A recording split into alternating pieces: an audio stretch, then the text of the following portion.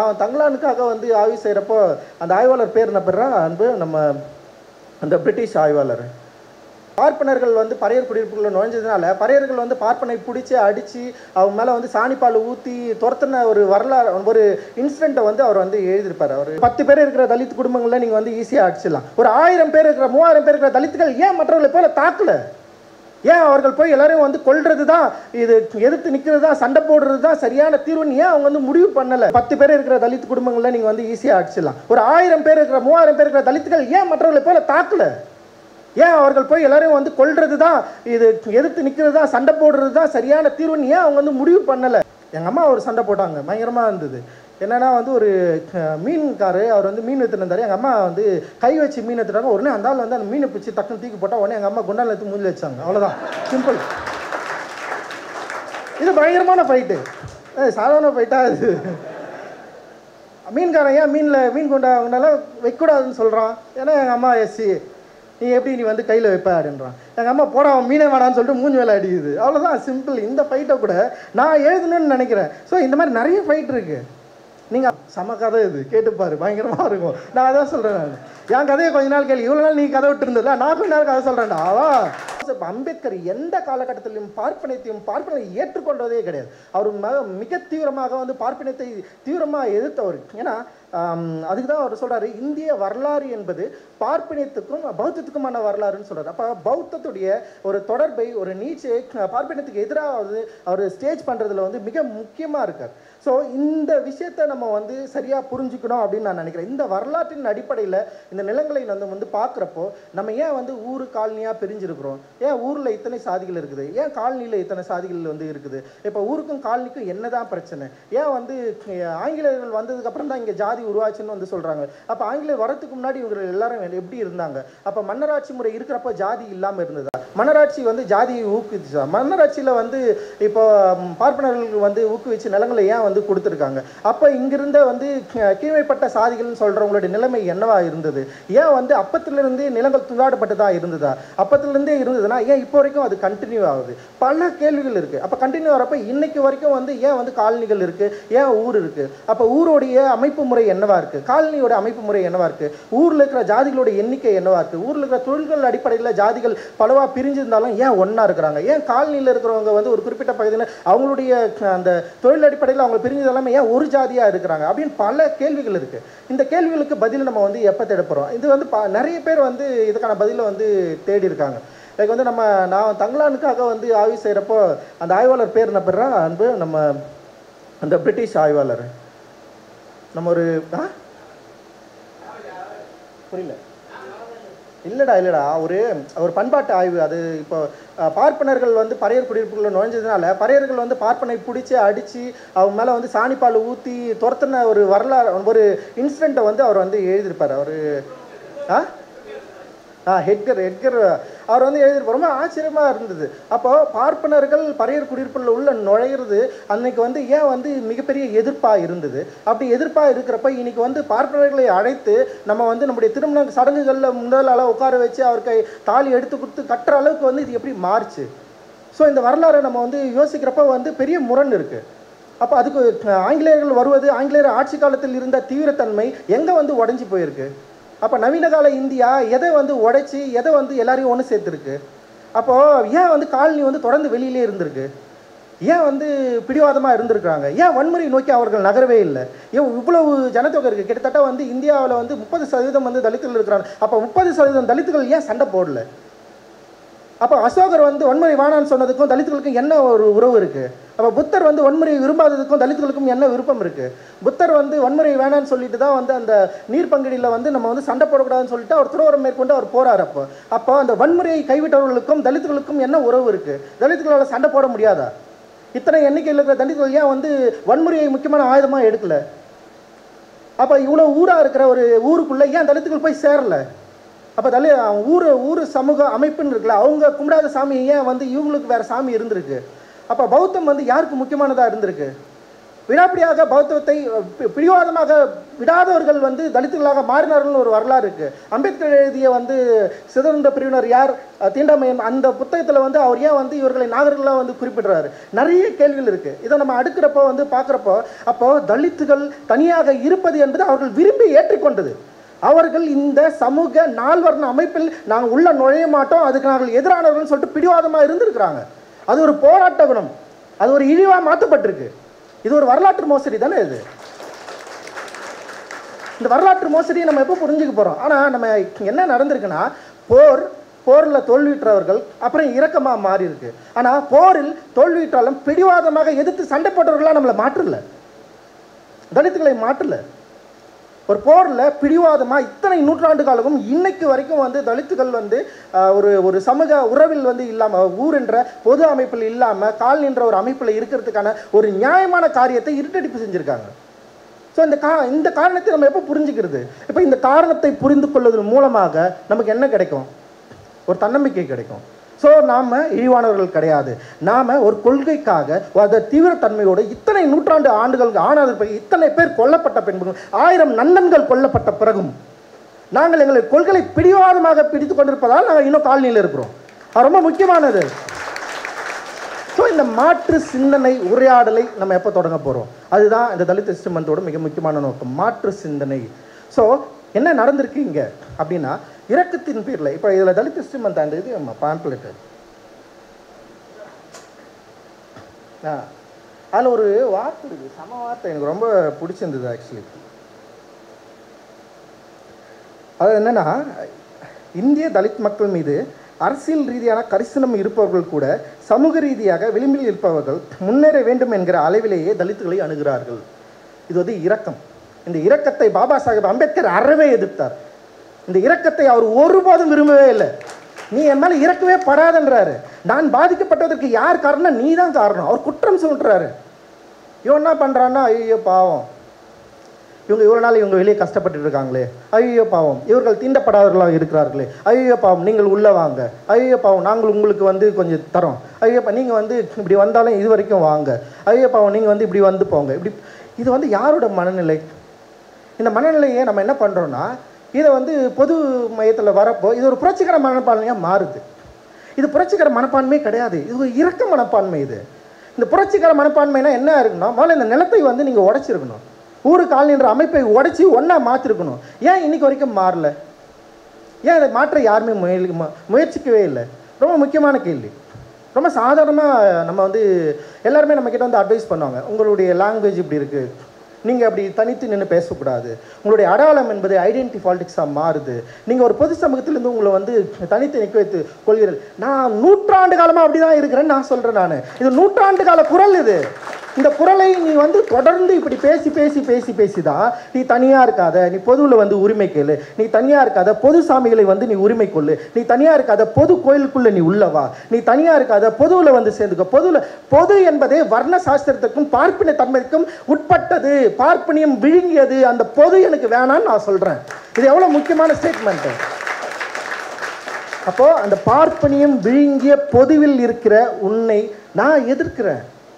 பேசிக்காக எனக்கு வந்து ஒரு பெரிய ஒரு மாடல் இருக்குது. புத்தருடைய காலகட்டத்திலிருந்து எனக்கு ஒரு மாடல் இருக்குது. புத்தரிலிருந்து தொடங்குது. நான் வன்முறையை விரும்பியே வேணாம்னு ஒதுக்கி வச்சிருக்கிறேன். எனக்கு வன்முறை வேணான்னு நான் விரும்பியே வேணாம் ஒதுக்கி வச்சு. இதுக்கு ஒரு பல ஆய்வுகளை மேற்கொள்ள வேண்டிய தேவை இருக்குது. ஏன் வந்து தலித்துகள் வன்முறையை வேண்டாம் என்று சொன்னார்கள்? ஒரு 10 பேர் இருக்கிற தலித் குடும்பங்களில் நீங்கள் வந்து ஈஸியாக அடிச்சிடலாம். ஒரு 1000 பேர் இருக்கிற 3000 பேர் இருக்கிற தலித்துகள் ஏன் மற்றவர்களை போல தாக்கலை? ஏன் அவர்கள் போய் எல்லாரையும் வந்து கொல்றது தான், இது எதிர்த்து நிற்கிறது தான், சண்டை போடுறது தான் சரியான தீர்வுன்னு ஏன் அவங்க வந்து முடிவு பண்ணலை? இதுதான் பண்பாடு.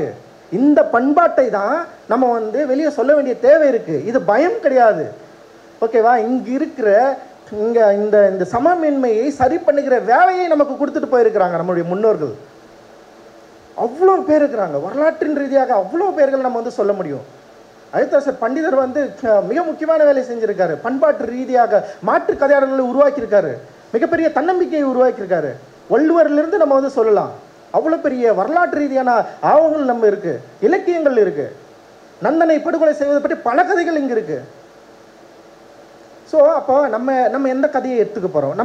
நந்தன் வந்து சிதம்பரம் கோயிலுக்குள்ளே போனார், மூடி கொண்டுட்டாங்க அப்படின்னு அவர் வந்து ஒரு சிவனடியாராக நம்ம வந்து சொல்கிறோம். இன்னொரு இதில் பார்க்குறப்ப நந்தன் ஒரு மன்னனாக இருக்கார். அப்போ மன்னன் வந்து போர் செய்து தோல்வி அடைகிறான்ற ஒரு எழுத்து நமக்கு வந்து கிடைக்குது. நம்ம அப்போ சிவனடியாராக நந்தன் செத்ததை நம்ம ஏற்றுக்கணுமா, இல்லை மன்னன் தன்னுடைய நிலத்துக்காக, தன்னுடைய மக்களுக்காக, தன்னுடைய மக்கள் வஞ்சிக்கப்படுவதற்காக எதிர்த்து நின்று சண்டை போட்டு செத்தான அது நம்ம எடுத்துக்க போகிறோமா? நம்ம என்ன எடுத்துக்க போகிறோம்?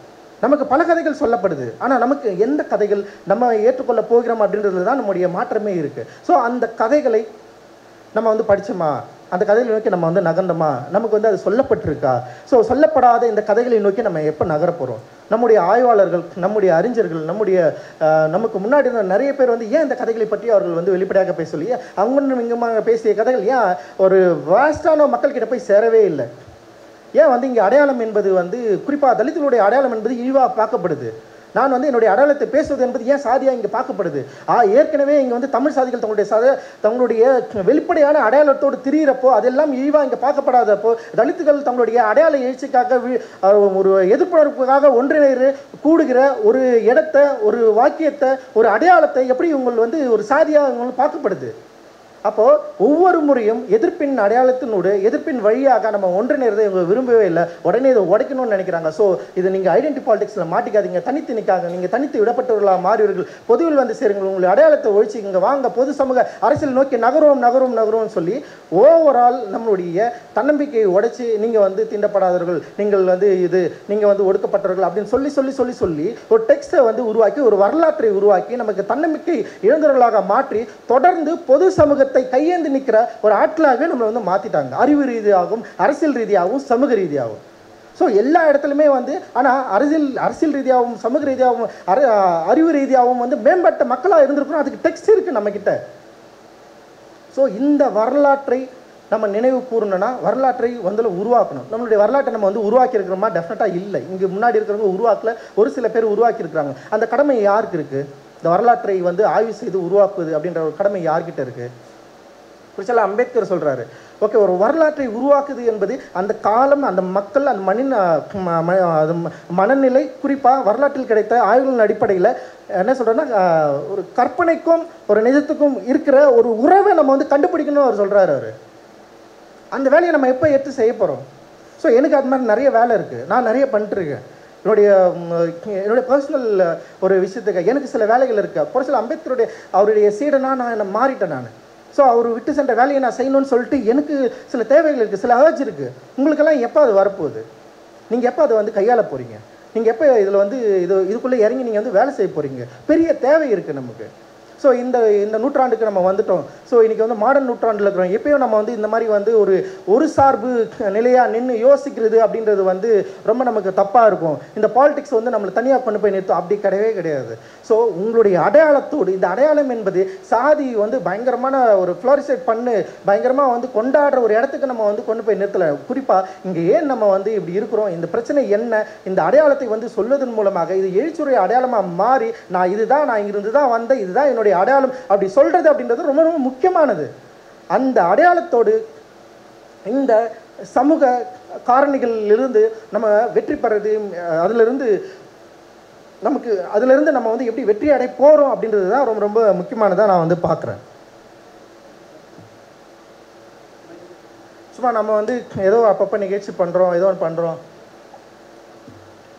இவ்வளோ புத்தகங்கள் இருக்கிற இடத்துல நிறைய கத்திகளை வச்சுருக்கலாம்ல. ஆனால் நிறைய முறை யோசிச்சிருக்கேன், என்னடா இது, நம்ம என்ன பண்ணிட்டுருக்குறோம் அப்படின்னு யோசிச்சுட்டே இருக்கேன். இப்போ மார்கழி மக்கள் இசை பண்ணுறோம், அதுக்கு பெரிய ஒரு செலவு நடக்குது.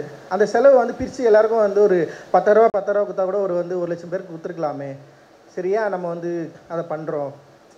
ஸோ இந்த மாதிரி நிகழ்ச்சி பண்ணுறப்ப இதுக்கு வந்து இவ்வளோ காசு தேவைப்படுது, இதை வந்து நம்ம யாருக்காவது வந்து கொடுக்கலாமே, படிக்கிற பசங்களுக்கு ஏதாவது கொடுக்கணும். படிக்கிற பசங்க கொடுக்குறது கூட எனக்கு வந்து விருப்பமே இல்லை. அவன் என்ன படிக்கிறான், படித்து முடிச்சுட்டு ஸ்ட்ரெயிட்டாக திரும்ப அவன் என்ன பண்ணுறான், அந்த பொது சமூகம் விரும்புகிற அரசியலை வந்து ஃபாலோ பண்ணிட்டு போயிடுறான்.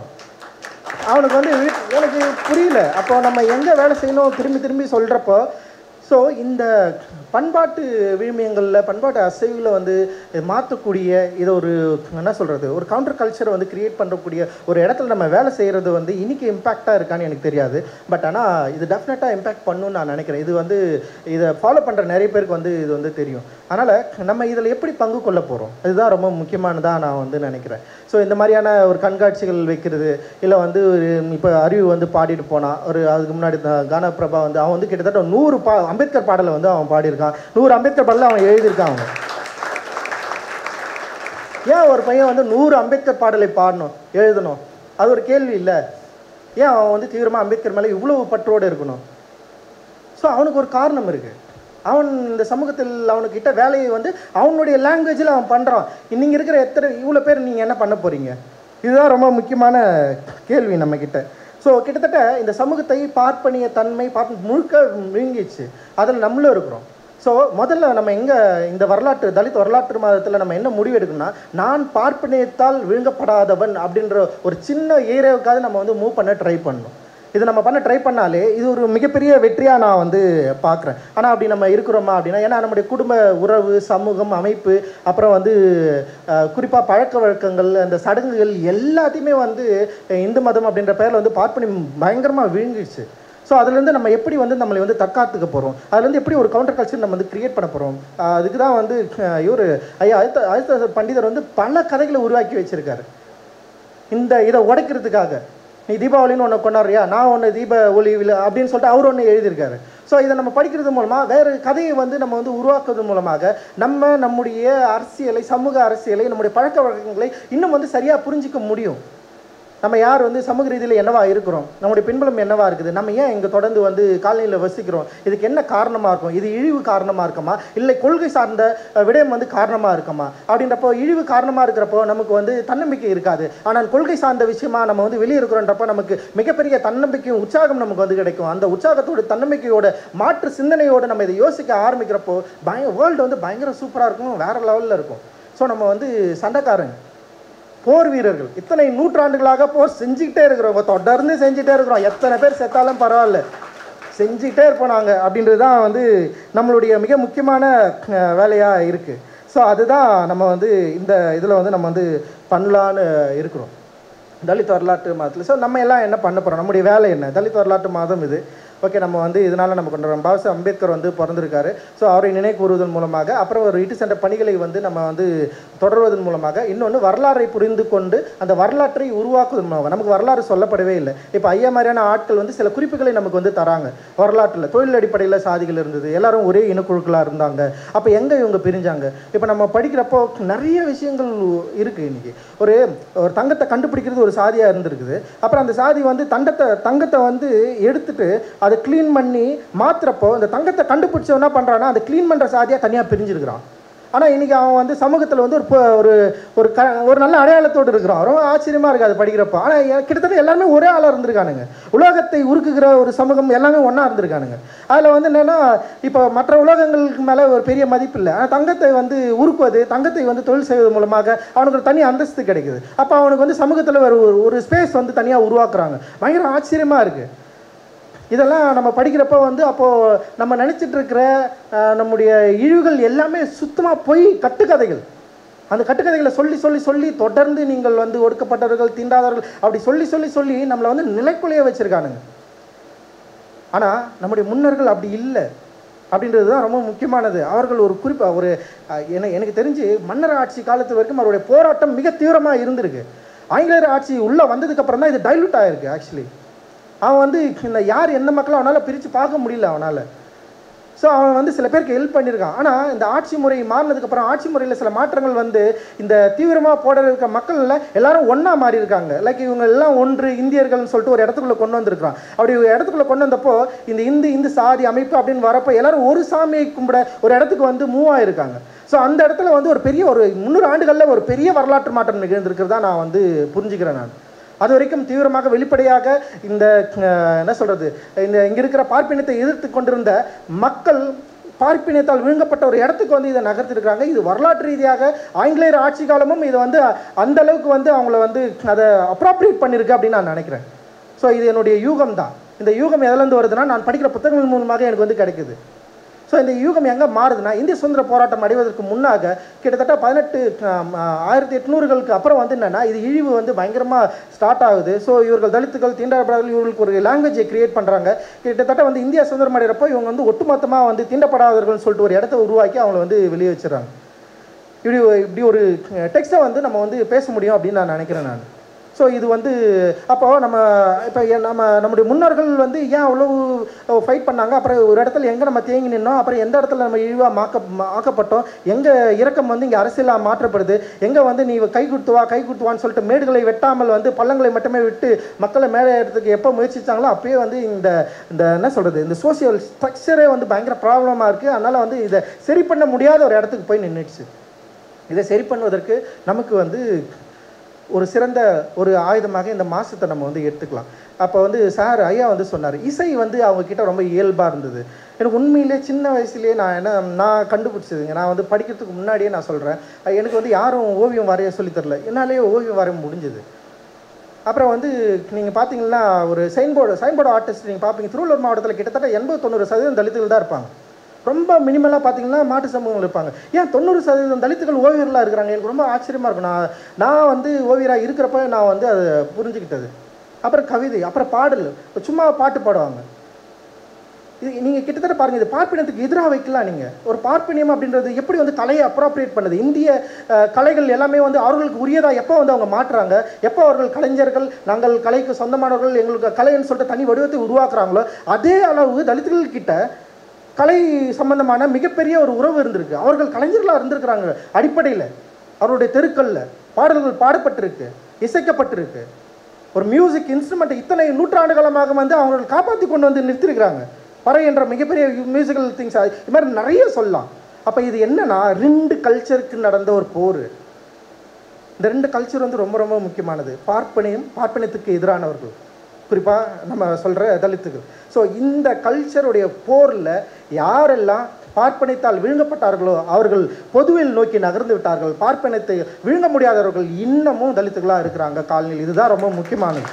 ஸோ பிடிவாதமாக விழுங்கப்படாத மனிதர்களாக இருந்தவங்க கிட்டத்தட்ட வந்து ஆங்கிலேயர் ஆட்சி காலத்துக்கு பிறகும் இது வந்து எல்லாத்தையும் அப்ராப்ரியேட் பண்ணி ஒன்றா மாற்றிட்டாங்க. தலித்துக்களாக இருக்கிறவங்களும் சரி, நான் தலித்தார்கள் எல்லாருமே இந்துக்கள் அப்படின்ற ஏரியாவுக்குள்ளே கொண்டு வராங்க. இவங்களுடைய சாமிகள் எல்லாமே ஒரு உறவை வந்து உருவாக்குறாங்க. ஸோ இது மாதிரி நிறைய நம்ம வந்து சொல்லலாம். ஸோ இந்த மாதிரியான விஷயங்களை நம்ம பேசலாம், கதைகளாக உருவாக்கலாம். சரி, இப்போ நான் சொல்கிறது வந்து சில பேர் கூட சொல்லலாம், அவன் வந்து ஒரு டைரக்டரு, அதனால் கதையை பயங்கரமாக யோசித்து கதை விடுறான்னு கூட சொல்லலாம். செம கதை இது, கேட்டுப்பாரு, பயங்கரமாக இருக்கும். நான் அதான் சொல்கிறேன், நான் என் கதையை கொஞ்ச நாள் கேள்வி, இவ்வளோ நாள் நீ கதை விட்டு இருந்ததில்ல, நான் கொஞ்ச நாள் கதை சொல்கிறேன்டா. சிம்பிள். இந்த கதையை உன்னால் கேட்க முடியாது. உன் கதையை கேட்டது வந்து ஓகே, உன்னால் வந்து நீ சிரிச்சு சந்தோஷமாக இருக்கலாம். நான் சொல்கிற கதை கேட்டேன்னா உனக்கு எல்லாமே எரியும், நீ வந்து ரொம்ப கஷ்டப்படுவ. இந்த கதை ரொம்ப பயங்கரமான கதை கண்ணா. ஏன்னா நான் சண்டை போட்ட கதையை சொல்லுவேன், நான் வந்து பாடின கதையை சொல்லுவேன், நான் ஆடின கதையை சொல்லுவேன், நான் எவ்வளோ வீரனாக இருந்த கதையை சொல்லுவேன், நான் உன்னை பாவம்னு சொல்லிட்டு விட்ட கதையை சொல்லுவேன். நான் பயங்கரமான கதை இது. ஸோ நம்ம எந்த இடங்களில் வேலை செய்யணும்? இப்போது அரசியல் ரீதியான வேலைகளை செய்கிறதுக்கு நிறைய அண்ணன்கள் இருக்காங்க, தொடர்ந்து வேலை செஞ்சுட்ருக்காங்க. நம்ம சமூக ரீதியான வேலைகளை செய்வதில் மிக முக்கியமான தேவை நமக்கு இருக்குது. புரட்சியாளர் அம்பேத்கர் சொல்கிறார், ஒரு சமூகம் வந்து 2ஆக இருக்கும். அரசியல் ரீதியான ஒரு சித்தாந்தத்தை மாற்றக்கூடிய இடத்துல இருக்கும், சமூக ரீதியான சித்தாந்தத்தை மாற்றக்கூடிய 2 வேலைகளை நம்ம செய்யணும்னு சொல்கிறார். இப்போ அரசியல் ரீதியான சித்தாந்தத்தை மாற்றுவதற்கு சில பேர் வேலை செஞ்சுட்ருக்காங்க. நம்ம சமூக ரீதியாக இருக்கிற இந்த சித்தாந்தத்தை, இந்த உடைப்புகளை உடைப்பதற்கான வேலையை நம்ம செய்யணும் அப்படின்றது தான் நம்முடைய நோக்கமாக இருக்குது. அந்த வேலைகள் தான் நம்ம வந்து செஞ்சுட்டு. இப்போ எனக்கு வந்து படம் எடுக்க தெரியும், சினிமா படம் எடுக்கிறேன். சினிமா படம் வந்து என்னன்னா கிட்டத்தட்ட வந்து ஒரு காம்ப்ரமைஸ்டான ஒரு டூல் தான் என்கிட்ட இருக்குது. ஸோ அந்த டூலில் வச்சுட்டு என்னால் முடிஞ்ச கதைகளை உருவாக்க நான் ட்ரை பண்ணுறேன். அதில் கிடைக்கிறத வச்சு நான் என்ன பண்ண முடியுமோ அதை வந்து பண்ணிகிட்ருக்கேன். என்னுடைய திரைப்படங்களில் நான் சில குறியீடுகளை வைக்கிறேன். என்னுடைய திரைப்படங்களில் சில ஆட்களை வந்து நான் ஃப்ரண்ட் ஸ்டேஜில் வைக்கிறேன், அவனை நடுவில் நிறுத்துறேன், அவனை ஹீரோவாக மாற்றுறேன். என்னுடைய இப்போ ஸ்பைக்லி அதை தான் பண்ணியிருப்பேன். ஸ்பைக்லியில் சும்மா ஒரு பொண்ணு ஆடினே இருக்கும், ஏன் ஆடுதுன்னு யாருக்குமே தெரியாது. தலைவன் என்ன பண்ணா, டே இது பிளாக் பியூட்டிடா பாடுறான்னு வரும், வேறு எதுவுமே பண்ண மாட்டார். சும்மா வந்து அவரோட ஃபஸ்ட்டு படமே பயங்கரமாக இருக்கும். ஒரு பொண்ணு 3 பேரை லவ் பண்ணுற மாதிரி ஒரு கதை எடுத்திருப்பார். அப்புறம் வந்து டூ த ரைட் திங்ஸ் வேறு லெவலில் இருக்கு. அதில் சும்மா ஒரு பொண்ணு ஆடின்னு இருக்கும், ஏன் ஆடுதுன்னு அவர் என்ன சொல்கிறேன்னா, நான் புரிஞ்சுக்கிட்டேன், அவர் சொல்லவே இல்லை. ஒரு பொண்ணு ஃபஸ்ட்லேருந்து ஆடிட்டு இருக்கும், அப்பப்போ நடுவில் இருந்து ஆடிட்டு இருக்கும். பார்த்தா அவர் ரொம்ப பிடிவாதமாக வெள்ளை இன நடிகைகளை நடிக்க வைக்காமல் கருப்பின நடிகைகளை நடிக்க வச்சிருக்காரு. அந்த கருப்பின நடிகைகளுடைய அந்த பியூட்டியை பற்றி அவர் தொடர்ந்து பேசிட்டே இருக்கார். அவர் பிக்சரைஸ் பண்ணிட்டு பேசவே இல்லை, அவர் ஷோ பண்ணிட்டே இருக்காரு, அவர் போர்ட்ரேட் எடுத்துகிட்டே இருக்காரு, அவர் வீடியோ எடுத்துகிட்டே இருக்காரு, நீ பாரு பாரு பாரு பாருன்னு அவர்கிட்ட சொல்லிகிட்டே இருக்காரு. அப்போ அது பார்க்குறது மூலமாக சைக்காலஜிக்கலாக அவர் ஒரு வேலையை செய்கிறார். உளவியல் ரீதியாக உன்னை அட்டாக் பண்ணுறாரு. இந்த பொண்ணு உன் தங்கச்சி, இந்த பொண்ணு உன் அக்கா, இந்த பொண்ணு உன் மாமா பொண்ணு, இந்த பொண்ணு உன் அத்தை பொண்ணு, நீ பாடுறா எவ்வளோ அழகாக இருக்குது அப்படின்னு அவர் சொல்கிறாரு. அவர் பயங்கரமாக இருந்தது. அது நம்ம அப்போ தான் பிளாக் லான்ஸ்மேனில் வந்து அவர் ஏரியா வந்து தொழுவார். கருப்பர்கள் எவ்வளோ அழகானவர்கள், அதாவது பயங்கரமான மூக்கு இருக்கும், செம்ம அழகான மூக்கு அப்படின்னுவார். ஸோ அந்த மாதிரி அவர் வந்து ஒரு வேலையை வந்து அவருடைய திரைப்படங்களை செஞ்சு ஸோ அவரை ஃபாலோ பண்ணுறது மூலமாக நான் என்னுடைய திரைப்படங்களில் நான் சில வேலைகளை வந்து இங்கே செஞ்சிட்ருக்கேன். அப்போ நீங்களாம் என்ன செய்ய போகிறீங்க, நம்மளாம் என்ன செய்ய போகிறோம்? இங்கே கவிஞர்கள் இப்போ வந்து போன வரலாற்று மாதத்தில் வந்து இவன் எழுதினான், யார், விடுதலை சிகப்பி வந்து ஒரு கவிதை வாசித்தா ஒரு பெரிய பிரச்சனை ஆயிடுச்சு. ஒரு பெரிய பிரச்சனை ஆயிடுச்சு, அதை நம்ம ஹேண்டில் பண்ணுறோம். ஆனால் சில கவிஞர்கள் என்ன பண்ணாங்க, இதெல்லாம் கவிதையே இல்லை. நான் சரி நீங்கள் எழுதுறது தான் கவிதையே இல்லை, நாங்கள் படிச்சுட்டு இல்லையா எவ்வளோ நாள், இது கவிதை நீ படி, அவ்வளோதான், இதுதான் கவிதை. நீ சொல்கிற கவிதைக்குள்ளெல்லாம் என்னால் வர முடியாது, நான் இப்படி தான் எழுதுவேன், இதை நான் கவிதைன்னு சொல்லுவேன், உன்னால் மிஞ்சா படி, இல்லைன்னா போயிடு. ஸோ எனக்கான அங்கீகாரம் இதில் கிடைக்குதுன்னு நான் சொல்கிறேன். இன்றைக்கி விடுதலை புலிகள் சாரி விடுதலை செய்ய ஸ்டார் மாதிரி ஆகிட்டான். அவன் புக்கு வந்து டக்குன்னு எல்லாமே விற்று போகுது. இதில் 2 விஷயம் நடந்தது. ஒன்று வந்து கவிதை இல்லைன்னு சொன்னோன்னே வயிறு எரிஞ்சு செத்துனுக்குறாங்க. இங்கே வந்து இந்த கவிதைக்கு எதிர்ப்பு தெரிவிச்சுன்னா காண்டாயின்னு இருக்கிறான். இதற்கான ஆர்வம் மக்களிடம் இருக்குதுன்னு நான் சொல்கிறேன். மாற்று கதையாடல்களை உருவாக்குவதன் மூலமாக, மாற்று சிந்தனையை நம்ம வந்து உருவாக்குவதன் மூலமாக, நம்முடைய அடையாளங்களை பேசுவதன் மூலமாக, அடையாளங்களை கலையாக்குவதன் மூலமாக நமக்கு ஒரு பெரிய இங்கே ஒரு உறவு இருக்குது. இன்றைக்கி நீலம் பண்பாட்டு மையம் வந்து இன்றைக்கி புக் ஃபேரில் இருந்து பார்த்தா அவ்வளோ ஜனங்க இருக்குது. அவன் வந்து இவன் சொல்கிறான், உங்கள் ஸ்டாலில் மட்டும்தான் இவ்வளோ ஜனம் வருது, அதனால் உங்களுக்கு 4 ஸ்டால் கொடுக்க மாட்டேங்கன்றான். அவன் பிரச்சனை வந்து மற்ற ஸ்டால்லாம் கிடையாது, நம்ம ஸ்டாலுக்கு ஜனங்க நிறைய வருதான், நிறைய புத்தகம் வாங்குறாங்களாம். ஸோ அதுதான் சொல்கிறேன், நமக்கு நிறைய இடங்கள் இருக்குது, நம்ம வேலை செய்ய இடங்கள். அந்த வேலை செய்ய வேண்டிய இடங்களை நம்ம சூஸ் பண்ண வேண்டிய தேவை இருக்குது. இன்றைக்கி இவ்வளோ பேர் உட்காந்துருக்கிறோம். இந்த தலித் ஹிஸ்ட்ரி மந்த்து, வரலாற்று மாதத்தை நீங்கள் எப்படி வந்து கொண்டாட போகிறீங்க, நீங்கள் எப்படி விரும்ப போகிறீங்க, உங்களுடைய ஊரில் இருக்கிற, உங்களை தெருவில் இருக்கிற தலைவர்கள் பார்த்து நீங்கள் என்ன யோசிச்சிருக்கிறீங்க, நீங்கள் எங்கே இன்ஸ்பயர் ஆகுங்க, அவருடைய ஃபைட் என்ன? எங்கள் அம்மா ஒரு சண்டை போட்டாங்க, பயங்கரமாக இருந்தது. என்னென்னா வந்து ஒரு மீன்காரு, அவர் வந்து மீன் எடுத்துருந்தார். எங்கள் அம்மா வந்து கை வச்சு மீன் எடுத்துட்டாங்க. உடனே அந்த ஆள் வந்து அந்த மீனை பிடிச்சி டக்குன்னு தூக்கி போட்டால் உடனே எங்கள் அம்மா குண்டால் எடுத்து மூஞ்சில் வச்சாங்க. அவ்வளோதான், சிம்பிள். இது பயங்கரமான ஃபைட்டு, சாதாரண ஃபைட்டாக இது. மீன்காரன் ஏன் மீன் கொண்டால வைக்கக்கூடாதுன்னு சொல்கிறான், ஏன்னா எங்கள் அம்மா எஸ்சி, நீ எப்படி நீ வந்து கையில் வைப்ப அப்படின்றான். எங்கள் அம்மா போட அவன் மீனே வேணான்னு சொல்லிட்டு மூஞ்சி வேலை அடிக்குது. அவ்வளோதான், சிம்பிள். இந்த ஃபைட்டை கூட நான் எழுதணும்னு நினைக்கிறேன். ஸோ இந்த மாதிரி நிறைய ஃபைட் இருக்குது. நீங்கள் அதை எழுதுறது மூலமாக, கொண்டாடுறது மூலமாக உங்களுடைய ரியலான நண்பர்களை நீங்கள் தெரிஞ்சுக்கலாம். நிறைய பேர் இருப்பாங்க, அப்புறம் அவங்க வந்து உங்களுக்கு வந்து ஒரு பின்னூட்டம் விடுவாங்க, ஏய் இங்கே பாடுறா, இது மாதிரிலாம் எழுதாதரா, இவங்க எல்லாரும் அப்படி பண்ணா யோசிப்பாங்கடா அப்படின்னு. நீ அவசரட்டே, ஆமாண்டா நான் அப்படி தான் நான் எழுதுவேன், என்னடா பிரச்சனை, போடான்னு நீ சொல்லணும். அந்த சொல்கிற இடத்துக்கு நீ மூவ் ஆகிட்டேன்னு வச்சுக்க, நீ பயப்படாத ஒரு வீரனாக இருக்கிறேன்னு அர்த்தம். அப்படி இல்லைன்னு வச்சுக்க, நீ திரும்பி திரும்பி திரும்பி திரும்பி இன்னொருத்தன் விரும்புகிற பாடலை நான் இனி பாட மாட்டேன் அப்படின்னு ஒரு உறுதிமொழி எடுக்கணும். இன்னொருத்தன் விரும்புகிற ஒரு எழுத்தை நான் எழுத மாட்டேன், இன்னொருத்தன் விரும்புகிற இசையை நான் இசைக்க மாட்டேன், என்னுடைய ராகம் வந்து ஒப்பாரி ராகம் தான், நான் பாடுவேன், நீ உட்காந்து கேளுன்னு நம்ம சொல்லணும். ஸோ நம்முடைய அடையாளங்களை, அந்த அடையாளம் என்பது சாதாரண விஷயம் கிடையாது. இதுதான் சொல்கிறேன், இது வந்து ஒரு கேஸ்ட் மனநிலையாக பார்க்கப்படுறதே வந்து மிகப்பெரிய பிரச்சனை. இந்த அடையாளம் என்பது எதிர்ப்புணர்வு, இத்தனை நூற்றாண்டுகளும் பிடிவாதமாக பிடித்து கொண்டிருக்கிற அடையாளங்கள் இது. இந்த அடையாளத்தை எழுதுவதன் மூலமாக, இந்த அடையாளத்தை கொண்டாடுவதன் மூலமாக, இந்த அடையாளத்தை பேசுவதன் மூலமாக, இந்த அடையாளமாக நான் மாறுவதன் மூலமாக நம்ம மிகப்பெரிய ஒரு எழுச்சியை நம்ம பெற முடியும்னு நினைக்கிறேன். மிகப்பெரிய தன்னம்பிக்கையை உருவாக்க முடியும். இத்தனை நூற்றாண்டு காலமாக நம்மளை வந்து ஒடுக்கப்பட்டவர்கள், தீண்டப்படாதவர்கள், தாழ்த்தப்பட்டவர்கள் சொல்லி சொல்லி சொல்லி நம்மளை வந்து ஒரு செல்ஃப் கான்ஃபிடென்ட் உடைச்சி இந்த சமூகத்தை நம்ம வந்து கூர்த்திட்டு, அதாவது நமக்கு எதிராக நிறுத்தி அவர்களை கேள்வி கேட்கிற ஒரு காலகட்டமாக இருக்குது. அந்த எதிராக நிறுத்துதல் என்பது நம்முடைய அடையாளத்தோடு நாம் எழுச்சி பெற்று நிற்பது தான். நம்ம அடையாளத்தோடு நிற்பது, நம்முடைய அடையாளங்களாக இருக்கிற நம்முடைய கலைகளை, நம்முடைய பண்பாடுகளையும் வந்து மீள் உருவாக்கம் செய்து அவர்கள் முன்னாடி வந்து சூழலைப்பது தான் மிக முக்கியமான வேலையாக நமக்கு இருக்கணும் அப்படின்னு நான் நினைக்கிறேன். ஸோ அப்படியான வேலைகளை செய்த நிறைய பேர் உங்களுடைய தெருக்களில் இருக்கிறாங்க. அவர்களை எழுதுங்க, அவங்கள பற்றி எழுதுங்க, அவர்களை அடையாளப்படுத்துங்க, அவர்களை சொல்லுங்கள், இவங்க இந்த வேலையை செஞ்சுருக்காங்க, இந்த தலித் ஹிஸ்ட்ரி மந்தில் அவர்களை வந்து நினைவு கூறுங்க, அவர்களை பற்றி பேசுங்க, அவர்களை பற்றி கவிதை எழுதுங்க, அவர்களை பற்றி கதை எழுதுங்க, அவர்களை பற்றி பாடுங்க. முதல்ல வந்து இந்த வேலையை நம்ம செய்வோம். அதுக்கப்புறம் வந்து ஆர்ட் நம்ம எங்கே நோக்கி போதோ நம்ம அங்கே போவோம். உடனே நம்ம வந்து நம்மளாம் ஆர்டிஸ்ட்டு, நம்ம இதுக்குள்ளே இந்த இடத்துக்குள்ளே போகக்கூடாது, நம்ம இப்படி பார்க்கணும், நம்ம அப்படி பார்க்கணுன்றதெல்லாம் வந்து நான் வந்து ஒப்புக்கொள்கிறது கிடையாது. ஆர்ட் என்பது என்னென்னா என்கிட்ட இருந்து தான் உருவாது. இந்த சமூகம் எனக்கு என்ன கொடுக்குதோ அதோட ரிஃப்ளெக்ட் தான் ஆர்ட்டு. ஓகேவா? நான் ஒரு மனுஷன், எனக்கு இந்த மூளை என்ன பண்ணுது, நீங்கள்லாம் என்ன கொடுக்குறீங்களோ அதை தான் நான் ரிஃப்ளெக்ட் பண்ண முடியும். அப்போ எனக்கு சின்ன வயசுலேருந்து எனக்கு என்ன கொடுத்துருக்கு இந்த சமூகம், தொடர்ந்து எனக்கு சில ப்ராக்டிஸை கொடுத்துட்டே இருக்குது. அந்த ப்ராக்டிஸ் கொடுக்க நான் என்ன பண்ணேன்னா, அந்த ப்ராக்டிஸ்க்கு எப்படி நான் பதில் சொல்ல முடியும், இந்த ப்ராக்டிஸ் வந்து நான் எப்படி வெளியே வர முடியும், இதுதான் என்னுடைய ஆர்ட்டாக நான் பார்க்குறேன். அப்போ எல்லாருமே நம்ம கிட்ட இருக்கிற நம்முடைய திறமைகளை நம்ம எதுக்காக பயன்படுத்த. ஒரு ஆர்கிடெக்ட் தம்பி நான் வந்து பார்த்தா அவன் வந்து அவன் தான் பண்ணான். அவன் வந்து அவனுடைய தீசஸ் என்ன தெரியுமா, தலித்துகளுடைய வீடுகள் வந்து எப்படி இருக்குது, அதை எப்படி நம்ம வந்து வடிவமைக்கிறது, ஏன் வந்து இவங்களுக்கு வந்து இந்த மாதிரியான வீடுகள் வந்து கொடுத்துருக்காங்க. அப்போ கரிக்கப்பட்ட மக்களோட வந்து ஏன் வந்து அடுக்குமாடி குடியிருப்புகள் வந்து தலித்துகளுக்கு இப்படி ஒரு வீடை வந்து கட்டி கொடுத்துருக்காங்க, ஏன் 10க்கு 10 அளவில் ஒரு இடத்த வந்து அவங்களுக்கு கொடுத்துருக்காங்கன்னு சொல்லிட்டு அவன் தீசிஸ் பண்ணுறான். அப்போ பண்ணுறப்ப மிகப்பெரிய அடக்குமுறை இருக்குது, ஒரு மிகப்பெரிய சாதி சிந்தனை இருக்குது. அப்போ ஒரு ஆர்கிடெக்ட் வந்து அவன் யோசிக்கிறான். அப்போ எல்லா வகையிலும் நம்ம வந்து யோசிக்க வேண்டிய தேவை இருக்குது. நாட் ஒன்லி ஆர்கிடெக்ட், நிறைய இப்போ உணவு சம்மந்தமாகவும் சரி, இப்போ உணவில் என்ன பிரச்சனைகள் இருக்குது, இப்போ வந்து நிறைய பேர் வந்து உணவு சம்மந்தமான படிக்கலாம், அப்படி இல்லைன்னா ஒரு தொழில்முறை படிப்புகள் இருக்கலாம், எக்கச்சக்கமான விஷயங்கள் படிப்புகள் எல்லா தளங்களிலும் நம்ம எந்த அளவுக்கு வந்து இங்கே அப்ராப்ரியேட் பண்ணப்பட்டிருக்கிறோம் அப்படின்றது நம்ம சரியாக புரிஞ்சுக்கிட்டு நம்முடைய தேவை என்ன, நம்ம ஏன் வந்து நம்மளை அடையாளப்படுத்த வேண்டிய தேவை இருக்குது, அந்த தேவையினூடாக நம்ம எவ்வளோ ஸ்ட்ராங்காக இருக்க வேண்டிய தேவை இருக்குது, அந்த உறுதித்தன்மையோடு நம்மை வெளிப்படுத்தி கொள்வதில் அப்படின்றது வந்து மிக முக்கியமான அரசியல் விஷயமாக நான் வந்து பார்க்குறேன். அதை இந்த தலித் வரலாற்று மாதத்தில் நீங்கள் செய்வீர்களானால் நீங்களும் எங்கள் கூட இருக்கிறீங்கன்ற எனக்கு ஒரு மிகப்பெரிய நம்பிக்கை இருக்கும். அதை செய்கிறது தான் என்னுடைய விருப்பம். மற்றபடி இந்த நிகழ்வுக்கு எல்லாருமே வாங்க, எல்லாருமே இதை பற்றி எழுதுங்க, அதை செஞ்சு உங்களுடைய எல்லாருக்கும் போய் சொல்லுங்கள். நம்ம வந்து வெறும் சென்னையில் மட்டும்தான் இந்த முறை வந்து இதை வந்து நம்ம பண்ணியிருக்கோம். தொடர்ந்து வரும் காலங்களில் இது பெரிய அளவில் பல ஊர்களுக்கும் பரவணும் அப்படின்றது தான் என்னோடய விருப்பம்.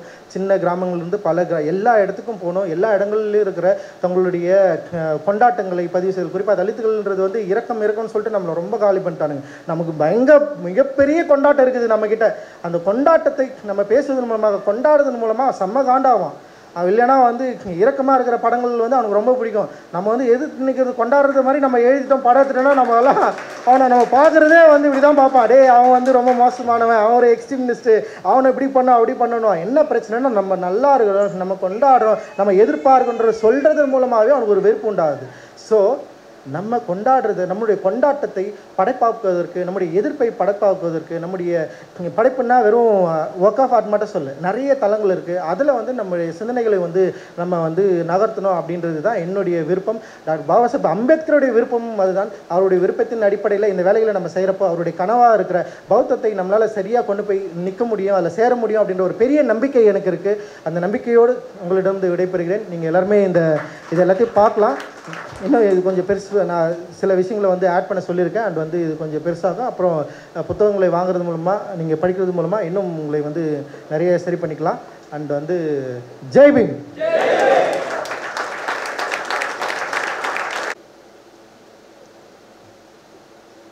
ஜெய் பீம்.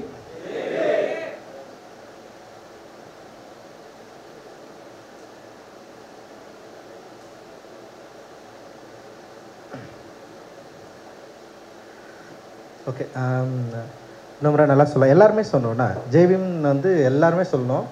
ஜெய் பீம். ஏன் எல்லாரும் சொல்லணும்னா இது ஒரு என்ன சொல்கிறது, இது ஒரு மாற்றம் தான். ஏன்னா முன்னாடி வந்து ஜெய் பீம் அப்படின்றது வந்து ஒரு இழி சொல்லா கேலி சொல்லா அப்படின்னு வந்து தொடர்ந்து பேசிகிட்டே இருக்கிற சமயத்தில் அது தொடர்ந்து ஒரு முழக்கமாக நம்ம வந்து பேசிகிட்டே இருக்கிறோம். அது தொடர்ந்து எல்லா இடத்துலையும் வந்து நம்ம பேசுகிறோம். அது வந்து ஒரு என்ன சொல்கிறது, ஒரு எழுச்சிக்குரிய சொல்லா அது வந்து நமக்கு இருக்குது, மற்றவங்களுக்கும் அது இருக்கணும் அப்படின்றது தான் நம்முடைய நோக்கம். ஸோ தலித் வரலாற்று மாதத்தில் ஜெய் பீம்பை உறக்க சொல்வதில் நம்ம ரொம்ப பெருமை அடையணும். ஜெய் பீம். ஓகே, ரொம்ப நேரமாக உட்காந்துருக்கீங்க. அண்ட் வந்து பயங்கரமான ஒரு கிளாஸ் எடுத்தார் ஐயா.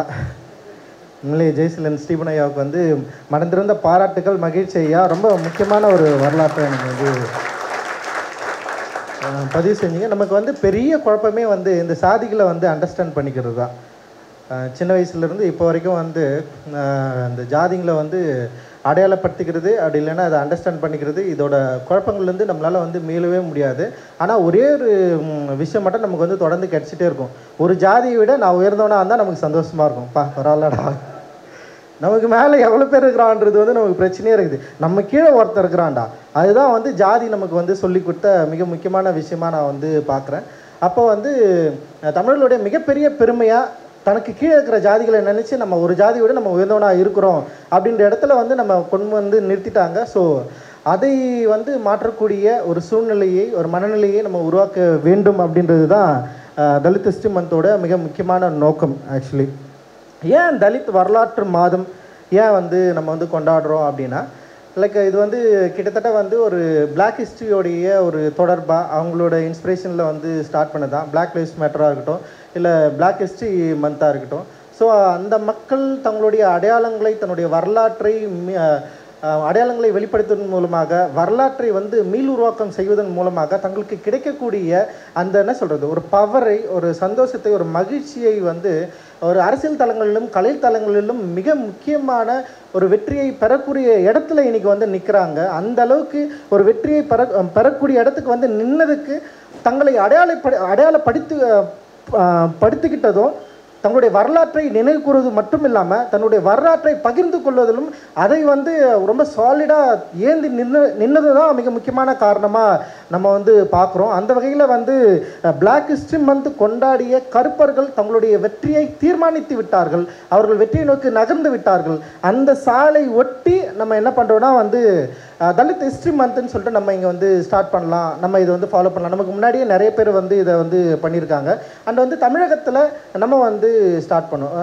நீலம் பண்பாட்டு மையம் மூலமாக நம்ம ஏன் வந்து தலித் வரலாற்று மாதத்தை நம்ம வந்து ஆரம்பிக்கக்கூடாது? குறிப்பாக வந்து புரட்சியாளர் அம்பேத்கர் பிறந்த நாளை ஒட்டி அவருடைய மாதத்தை நம்ம ஏன் வந்து தலித் வரலாற்று மாதமாக அறிவித்து நம்ம வந்து கொண்டாடக்கூடாது? ஆல்ரெடி வந்து இது இந்தியாவிலும் சரி உலகெங்கிலும் அம்பேத்கர் மீது மிகப்பெரிய ஆர்வம் கொண்ட பற்றாளர்கள் வந்து ஆல்ரெடி அவங்க அனௌன்ஸ் பண்ணி கொண்டாடுறது தான், அது புதுசு இல்லை. ஆனால் தமிழகத்தில் வந்து நம்ம வந்து இதை வந்து ஸ்டார்ட் பண்ணோம்.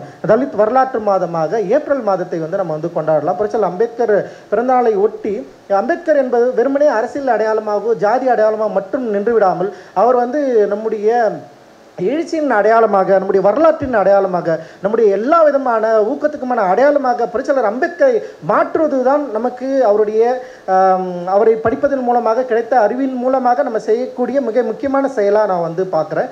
அந்த வகையில் புரட்சியாளர் அம்பேத்கர் மாதத்தை தலித் வரலாற்று மாதமாக கொண்டாடுவது அப்படின்றது வந்து முடிவு செய்யப்பட்டு நம்ம வந்து ஆண்டாண்டுகளாக இதை வந்து நம்ம கண்டினியூவாக நம்ம வந்து செஞ்சிட்ருக்கோம். ஆனால் உண்மையிலே வந்து புரட்சியாளர் அம்பேத்கர் நிகழ்த்திய அப்படி மாற்றம் அப்படின்றது வந்து மிகப்பெரிய வந்து மாயாஜாலங்களில் வந்து நிகழ்ந்துவிடலை. அவர் வந்து நிறைய எக்ஸ்பெரிமெண்டலாக நிறைய வேலைகளை செய்கிறாரு. தன்னுடைய ஆய்வின் அடிப்படையில் இந்த இந்திய சமூகத்தை வந்து மிக துல்லியமாக பயங்கரமாக பகுப்பாய்வு செய்ததில் மிக முக்கியமான ஆளுமையாக புரட்சியாளர் அம்பேத்கர் இருக்கிறாரு. ஒருவேளை அவர் வந்து இங்கே சொல்லுகிற ஒரு பட்டியலின சமூகத்தில் பிறந்ததுனாலே அவருடைய ஆய்வுகள் வந்து பலரால் இங்கே வாசிக்கப்படாமல் ரொம்ப வந்து கண்ட்ரோல்டான ஒரு இடத்துல வந்து நின்றுச்சு.